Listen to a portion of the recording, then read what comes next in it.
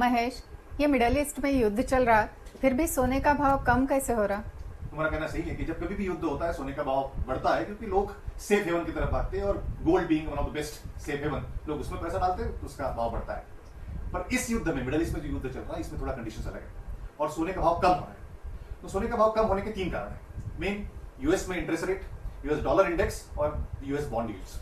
अब एक एक चीज थोड़ी शॉर्ट में समझते हैं। इंटरेस्ट रेट, यूएस में इंटरेस्ट रेट बढ़े हुए हैं, तो क्यों बढ़े हुए हैं ये हम बताएंगे। इंटरेस्ट रेट बढ़े हैं तो यूएस मार्केट में, which is also supposed to be a safe haven as far as the world economy is concern, वहां इंस्ट्रूमेंट्स ऐसे हैं कि जहां इंटरेस्ट रेट ज्यादा मिल रहा है तो लोग सोने की जगह उसमें पैसा डालते हैं, क्योंकि उसमें क्लियरली इंटरेस्ट रेट दिखता है, इतना मिलने वाला है, गोल्ड में दिखता नहीं। वहां पे इन्फ्लेशन ज्यादा है, इसलिए रेट ऑफ इंटरेस्ट ज्यादा है। अब इन्फ्लेशन ज्यादा क्यों है? बिकॉज ऑफ उनका जो कंजम्पशन का बिल है वो बढ़ रहा है। उनका एनर्जी का बिल ईयर ऑन ईयर अगर कंपेरिजन करें तो 19% बढ़ा हुआ है। रीजन, एनीबॉडीज गेस, वॉर चल रहा है, इसके लिए उनका कॉस्ट बढ़ रहा है और इन्फ्लेशन बढ़ा हुआ है। दूसरा कारण है यूएस डॉलर इंडेक्स। अब यूएस डॉलर इंडेक्स क्या होता है? यूएस डॉलर इंडेक्स होता है यूएसडी, यूएस करेंसी को 6 करेंसियों के बास्केट के अगेंस्ट ग्राफिकली प्रेजेंट किया जाता है। ये 6 जो करेंसीज है, यूएस में जीबीपी आता है, पाउंड जीबीपी आता है, यूरो आता है, फ्रैंक आता है, कैनेडियन डॉलर आता है, स्विस क्रोन आता है और येन आता है। ऑफ कोर्स सबका उसमें जो इंपॉर्टेंस है वो अलग अलग है। सबसे ज्यादा यूरो का है, येन का है, जीबीपी का है और बाकी करेंसी।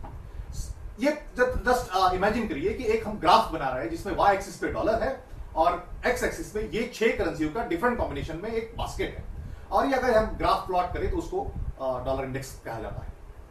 अगर ग्राफ ऊपर जा रहा है मतलब यूएसडी स्ट्रांग है, बाकी करेंसी वीक है, और इसके अपोजिट अगर डॉलर ग्राफ नीचे जा रहा है तो डॉलर वीक है। अब ये मान के चलिए अगर डॉलर स्ट्रांग है तो अगर कोई चीज $1 में मिल रही है और $1 का कन्वर्शन इस बास्केट में समझो 1.1 है, तो हमको 1.1 खर्चा करना पड़ा। पर अगर डॉलर और बढ़ गया और $1 का इसमें अगर 1.2 हो गया तो जो चीज 1.1 में मिल रही थी 1.2 में मिल रही है। नेचुरली भाव उनके लिए ये महंगा हो गया, महंगा हो गया तो उसका डिमांड कम हो गया, इसलिए अपने गोल्ड का प्राइस कम हो रहा है। और तीसरा एक कारण इसमें हम बोल रहे हैं कि बॉन्ड यील्ड। अब चूंकि इंटरेस्ट रेट बढ़ा हुआ है, इन्फ्लेशन ज्यादा है, बॉन्ड रेट भी ज्यादा है।